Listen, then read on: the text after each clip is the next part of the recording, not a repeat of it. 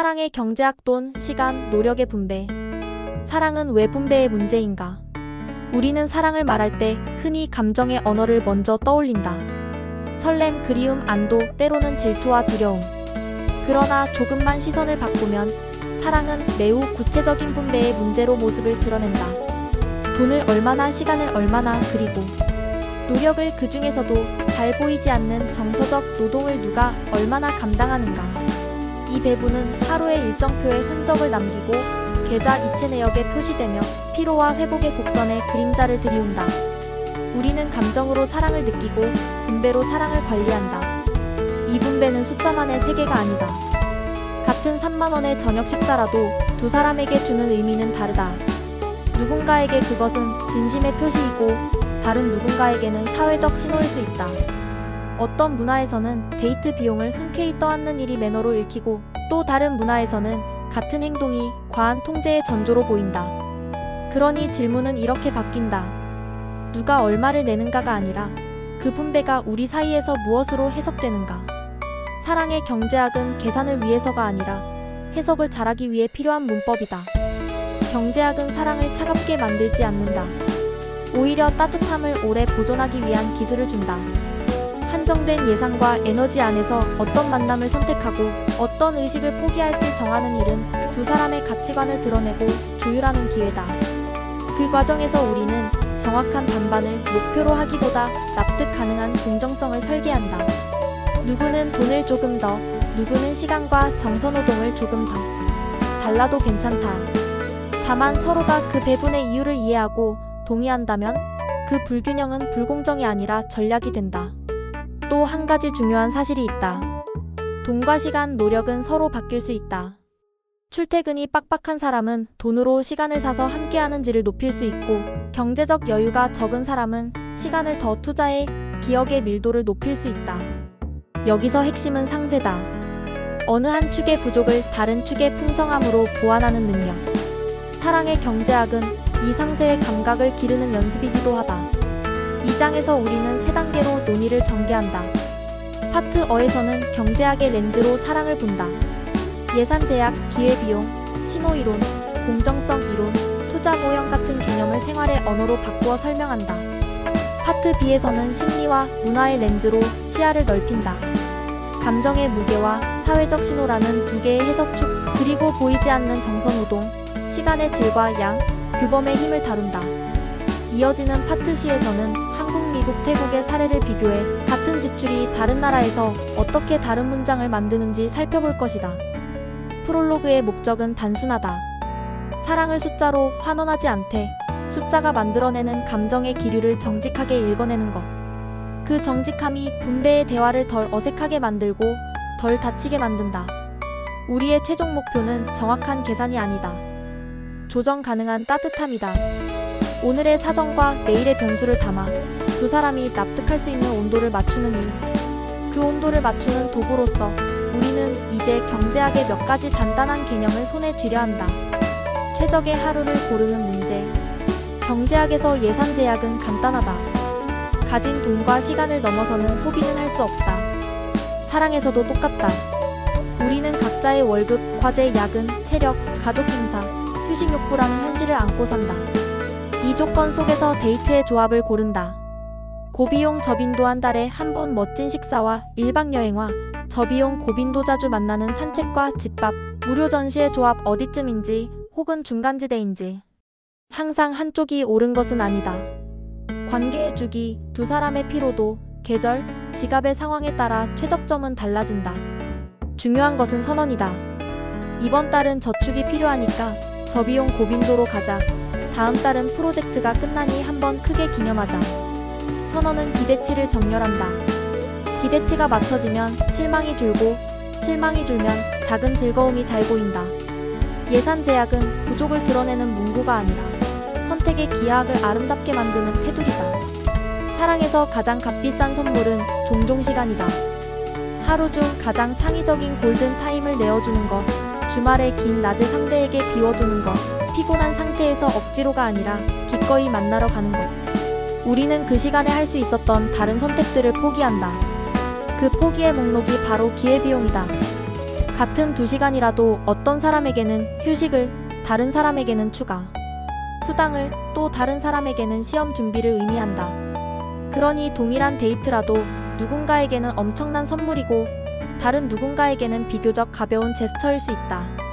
기회비용의 감각은 상대를 존중하게 만든다. 내가 오늘 시간을 냈다는 건 다른 것들을 미룬 거구나. 이 한 문장은 보이지 않는 비용을 가시화한다. 가시화는 감사를 낳고 감사는 애정을 오래 묶어준다. 돈으로 바꿀 수 없는 가치가 존재함을 인정하는 태도, 그것이 기회비용을 잇는 운이다. 신호 이론의 핵심은 단순하다. 진짜 가치가 보이지 않을 때 우리는 비용이 큰 행위를 단서로 삼는다. 학위, 명품, 큰 이벤트 같은 것들이 그렇다. 사랑에서도 마찬가지다. 누군가가 시간과 돈과 노력을 크게 들이면 우리는 진심일 것이다 라고 추정한다. 그런데 이 신호는 항상 같은 방향으로 읽히지 않는다. 문화, 나이, 관계의 단계에 따라 허세 압박으로도 해석될 수 있다. 예컨대 초기 만남에서의 과도한 선물은 어떤 사람에게는 매력이고 어떤 사람에게는 빨간 깃발이다. 큰 비용은 큰 신호를 만든다. 그러나 신호는 언제나 수신자의 해석을 거친다. 그래서 신호를 설계할 때는 2가지 원칙이 필요하다. 첫째, 상대 맞춤. 상대의 가치관, 소비 성향, 불편 지점을 파악한다. 둘째, 반복 가능한 규모. 한 번만 가능한 과시는 지속성을 해친다. 반복 가능한 선의와 꾸준한 관심은 비용이 낮아도 강력한 신호다. 큰 불꽃놀이보다 매일 밤 창문에 걸리는 작은 별빛이 오랫동안 마음을 데운다. 공정성 이론은 사람들이 관계에서 투입과 산출의 균형을 어떻게 지각하는지 설명한다. 투입에는 돈뿐 아니라 시간, 감정노동, 계획, 심지어 인내가 포함된다. 산출은 만족, 안정감, 인정, 배움 같은 보상이다. 중요한 것은 사람들이 절대치가 아니라 상대적 비율로 공정성을 판단한다는 점이다. 내가 더 많이 냈으니 너도 뭔가를 더 해가 아니라 우리가 서로의 강점을 다른 방식으로 내고 있구나가 되도록 설계하는 일. 여기에 필요한 도구는 정확한 계산기가 아니라 투명한 대화다. 공정성은 형태가 아니라 서사다. 같은 73의 분배도 지금은 네가 바쁘니까 나는 여유가 있으니라는 서사가 붙으면 수용 가능해지고 원래 네가 해야 하니까라는 서사가 붙으면 불공정으로 느껴진다. 서사가 바뀌면 감정이 바뀐다. 그래서 공정성의 첫걸음은 숫자 이전의 문장이다. 이번 분기는 내가 시간과 정서노동을 더 낼게. 다음 분기는 내가 프로젝트가 끝나니 비용을 좀 더 맡아줘. 이 합의는 계산이 아니라 신뢰의 호흡이다. 5투자 모형 함께 만든 공동체가 헌신을 부른다. 심리학의 투자 모형은 헌신을 3가지로 설명한다. 만족도, 대안의 매력, 투자량. 여기서 투자량이 중요한 이유는 시간이 흐를수록 2사람이 함께 쌓아 올린 공동체가 많아지기 때문이다. 공유 구독, 집의 작은 소품, 함께 가꾼 취미, 서로의 친구와 가족과의 연결, 반려동물, 이 모든 것이 공동체다. 공동체는 흔적이자 관성이다. 공동체가 많을수록 관계는 쉽게 멈추지 않고 멈추려 해도 큰 마찰을 느낀다. 그렇다고 공동체를 묶어두기 수단으로 쓰면 안 된다.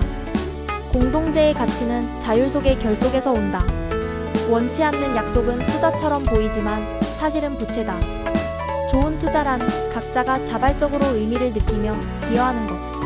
그러기 위해선 주기적으로 정리와 재배치가 필요하다. 쌓아 올리기만 하는 투자는 어느 순간 짐이 된다.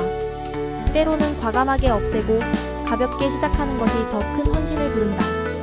사랑의 경제학에서 가장 실용적인 지혜는 상쇄다. 돈이 부족하면 시간을, 시간이 부족하면 정서노동을, 감정 에너지가 고갈되면 돈으로 회복의 서비스를 산다. 예를 들어 바쁜 주에는 비싼 저녁 대신 배달을 시켜 같은 영화 한 편을 집중해서 보고 여유로운 주에는 직접 요리를 해 시간을 나눈다. 혹은 번아웃이 온 상대를 위해 청소 빨래 장보기 같은 생활의 노동을 대신해주면 고가의 선물보다 큰 안도를 선물할 수 있다. 상대는 절약이 아니라 적합성의 문제다. 적합한 방식으로 주고받을 때 비용 대비 효용은 커진다. 심리문화의 렌즈 감정의 무게와 사회적 신호 사이. 경제학의 깔끔한 언어만으로는 설명되지 않는 것이 있다. 같은 지출이라도 어떤 날에는 눈물이 날 만큼 고마운데 어떤 날에는 묘하게 부담스럽다. 그 차이는 심리와 문화가 만든다. 우리는 지출을 돈으로만 해석하지 않는다. 지출에는 감정의 무게와 사회적 신호가 동시에 겹쳐 있다. 감정의 무게란 행위가 나의 내면에 남기는 의미의 질량이다. 작은 꽃 한 송이가 거대한 선물보다 무겁게 느껴질 때가 있다. 이유는 간단하다. 꽃을 사기 위해 그 사람이 들렀을 길, 골랐을 시간, 기억해준 마음이 보이기 때문이다. 이때 우리는 가격표가 아니라 의도와 맥락을 읽는다. 감정의 무게는 주는 사람의 에너지뿐 아니라 받는 사람의 상황에도 달려있다. 지친 날의 따뜻한 국은 평범한 날의 고급 코스 요리보다 훨씬 무겁다. 그러니 사랑의 경제학은 얼마보다 언제, 왜, 어떻게라는 질문을 자주 던진다. 감정의 무게를 키우는 가장 좋은 방법은 맞춤형 구체성이다. 내가 요즘 단 것이 잘 안 맞는다 했지? 그래서 산 과일. 같은 문장에는 관찰, 기억, 배려가 함께 들어있다. 구체성은 가격을 넘어선다. 반대로 상황과 동떨어진 과시적 선물은 가벼워진다. 의도는 무거웠을지 몰라도 맥락이 받쳐주지 않으면 무게는 전달되지 않는다. 사회적 신호란 우리의 행동이 타인의 시선 속에서 갖는 의미다. 어떤 문화에서는 데이트 비용을 넉넉히 내는 것이 성숙함과 책임감의 표시로 읽히고, 또 어떤 문화에서는 같은 행동이 상호성의 파괴로 받아들여진다. SNS에 올린 기념일 사진, 공개 프로포즈, 고급 레스토랑 태그 같은 것들도 신호다. 신호가 나쁜 것은 아니다. 관계는 언제나 공동체 속에 놓여 있고, 공동체의 언어로 관계를 표현하는 일은 종종 관계를 보호한다. 다만 신호가 내적 진실을 앞서기 시작할 때 문제가 생긴다. 보여주기 위한 과도한 지출은 내부의 대화를 지연시키고, 지연된 대화는 오해를 키운다. 신호를 건강하게 쓰려면 두 가지 질문이 필요하다. 이 지출은 우리에게 무엇을 말하는가? 그리고 이 지출은 타인에게 무엇을 말하게 되는가? 두 답이 크게 어긋난다면 속도를 늦춰야 한다. 내부의 문장이 먼저여야 외부의 사진이 자연스럽다. 연애에서 종종 간과되는 비용이 있다. 일정 조율, 기념일, 기억, 감정의 온도 관리, 갈등의 중재, 대화 주제 준비, 서로의 가족 친구와의 가교 역할. 이러한 정서적 노동은 영수증에 찍히지 않는다. 그래서 과소평가된다. 그러나 정서적 노동의 불균형은 장기적으로 가장 큰 마찰을 만든다. 한 사람이 언제나 기억하고 준비하고 달래고 이어붙이는 역할을 맡으면 눈에 띄는 지출이 없음에도 지쳐버린다. 반대로 이 노동이 균등하거나 서로의 강점에 맞게 분배될 때 같은 예산으로도 관계의 체감 품질은 놀랍도록 상승한다. 정서적 노동을 공정하게 만들려면 목록화와 역할화가 필요하다. 해야 할 일의 리스트를 만들고, 이번 달은 내가 조율기억 대화 기획을, 너는 이동결제 사진 정리를처럼 역할을 나눈다. 그리고 주기적으로 바꾼다. 보이지 않는 노동이 보이는 합의로 전환될 때 피로는 줄고 고마움은 커진다. 많은 커플이 시간이 부족하다고 말한다. 그러나 실제 문제는 양보다 질인 경우가 많다. 같은 2시간이라도 스마트폰을 번갈아 보며 보낸 시간과 방해받지 않는 집중 대화로 보낸 시간의 체감은 완전히 다르다. 시간의 질을 높이는 가장 쉬운 방법은 의식을 만드는 것이다. 휴대폰을 뒤집어두는 의식, 같은 차를 마시는 의식, 짧은 산책을 하고 대화를 시작하는 의식. 의식은 시간을 평범한 흐름에서 기억의 장면으로 전환시킨다. 질이 높아지면 양의 압박은 줄어든다. 양이 줄어도 우리는 풍요롭다. 문화는 분배의 기본값을 정한다. 어떤 사회에서는 호의적 지불이 매너로, 다른 사회에서는 공정한 나눔이 성숙으로 평가된다. 같은 행동이 곳에 따라 정반대의 칭호를 받는다. 규범은 개인에게 무게로 작용하지만 동시에 효율을 준다. 모두가 알고 있는 규칙이 있으면 협상의 비용이 줄어든다. 문제는 규범이 빠르게 변하는 시대라는 점이다. 세대와 지역, 계급과 교육, 온라인과 오프라인의 차이가 한 사회 안에서 서로 다른 규범을 만든다. 그러니 최선은 외부 규범을 무시하는 것도 맹목적으로 따르는 것도 아니다. 참조하되 우리에게 맞게 수정하는 일. 규범을 재해석하는 능력이야말로 현대의 연애 문해력이다. 이제 두 축을 겹쳐보자. 지출과 노력이 클수록 감정의 무게가 커질 수 있다. 동시에 사회적 신호도 강해진다.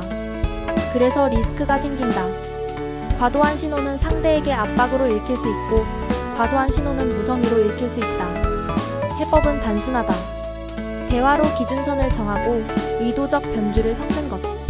평소에는 낮은 비용의 진심 신호 메시지, 돌봄, 생활 노동을 꾸준히 보내고 가끔은 높은 비용의 공동 경험으로 나를 세운다. 반대로 외부 가시성이 높은 지출을 계획할 때는 먼저 내부의 합의를 얻는다. 이건 우리에게 이런 의미야. 이 한 줄이 지출을 과시해서 기념으로 바꾼다. 파트 B의 결론은 이것이다. 사랑에서 돈은 언제나 감정과 사회의 교차점에 있다. 우리는 그 교차점에서 길을 잃지 않기 위해 가격표와 마음의 무게를 동시에 본다. 어느 한쪽의 눈만으로는 균형을 잡을 수 없다. 두 눈을 함께 뜰 때 우리는 낭비 없이 아끼고 아낌없이 나눌 수 있다. 이제 문화의 프레임을 얹어보자. 동일한 지출과 노력이 각 나라에서 어떻게 다른 의미로 읽히는가?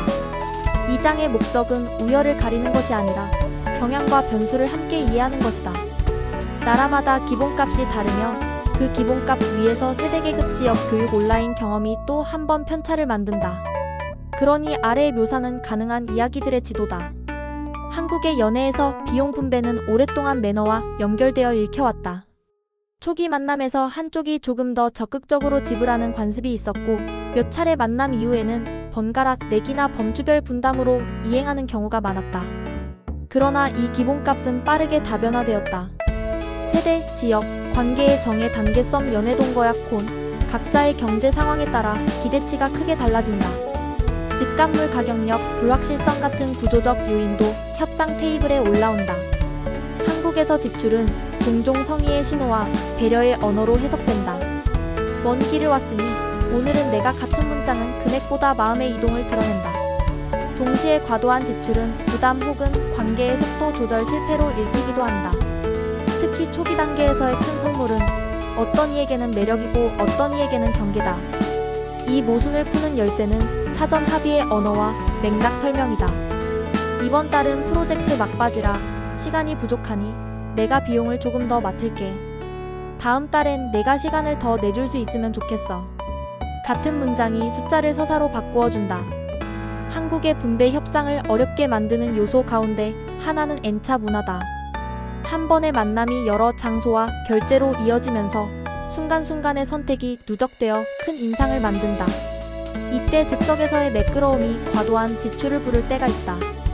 해결책은 단순하다. 상한선과 역할 분담을 미리 정해두는 것. 오늘은 총액 상한, 나는 이동 예약, 너는 결제 사진. 같은 가벼운 합의만으로도 피로는 크게 줄어든다. 또 하나의 특징은 관계망의 시선이다. 친구, 가족, 동료의 의견이 관계의 내적 대화로 스며드는 속도가 빠르다. 공개적 신호 SNS 축하, 기념일 이벤트가 관계 보호막이 될 때도 있지만 때로는 비교와 압박의 원인이 된다. 그러므로 한국에서는 내부 합의 외부 신호의 순서를 의식적으로 챙길 필요가 있다. 사진보다 문장이 먼저, 장면보다 의미가 먼저다. 요약하면 한국의 사랑 경제는 매너와 자율의 이중 언어를 사용한다. 좋은 전략은 두 언어를 번역하는 것이다. 예의를 자율로, 자율을 예의로 자연스럽게 바꾸어 말하는 커플이 분배의 피로를 덜 겪는다. 미국의 연애 문화에서는 명시적 합의가 일찍 등장한다. 더치 혹은 스플릿은 일반적이며 초기 데이트에서 지불을 제한하는 행위 자체가 커뮤니케이션의 일부로 받아들여진다. 지출은 관심의 신호가 될 수 있지만 과도한 지출은 종종 레드 플래그로 읽힌다. 특히 관계 정의 이전 단계에서의 큰 선물 여행, 초대 일방적 예약은 경계 침범이나 러브밤의 의심을 부를 수 있다. 중요한 변수는 시간의 가치다. 직무와 도시의 생활 리듬에 따라 시간의 단가가 높게 책정된다. 그래서 고가의 레스토랑보다 고품질 시간 방해받지 않는 대화, 좋은 자연, 이동 부담이 낮은 동선을 선호하는 경향이 강하다. 또한 개인의 재정 자율성이 강조되기에 비용보다 재정 정보의 투명성과 채무저축, 철학의 적합성이 빠르게 대화에 올라온다. 나는 학자금 대출을 갚는 중이라 대형 지출은 미루고 싶다. 같은 문장이 솔직함의 표준으로 기능한다. 미국의 강점은 규범의 다양성이다. 더치 스플릿 번갈아 내기 각자 지불 등 다양한 스킴이 공존하고 낯설지 않다. 단점은 협상 비용이 개인에게 귀속된다는 점이다. 말하지 않으면 모른다. 그러므로 가장 좋은 전략은 일찍, 짧게, 명료하게 말하는 것이다. 오늘은 내가, 다음은 너가. 여행은 항공은 각자 숙소는 반반. 숫자는 감정을 대체하지 않지만 감정의 오해를 줄인다. 태국에서는 연애와 결혼이 종종 가족과 공동체의 이야기와 맞물린다. 일부 지역과 가정에서는 혼인 관련 의례와 지출이 중요한 상징으로 기능한다. 이것이 곧 사랑돈이라는 뜻은 아니다. 다만 관계의 의미가 두 사람만의 문제가 아니라 네트워크의 합의로 확장된다는 뜻이다. 도시와 관광 산업이 강한 지역과 전통이 짙은 지역 사이에는 큰 차이가 존재한다.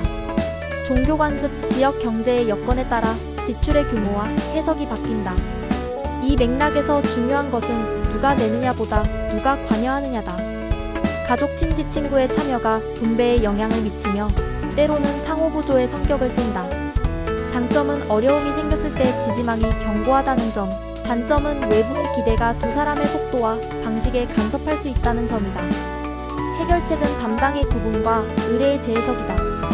이 항목은 가족과 상의해, 이 부분은 우리 둘이 결정.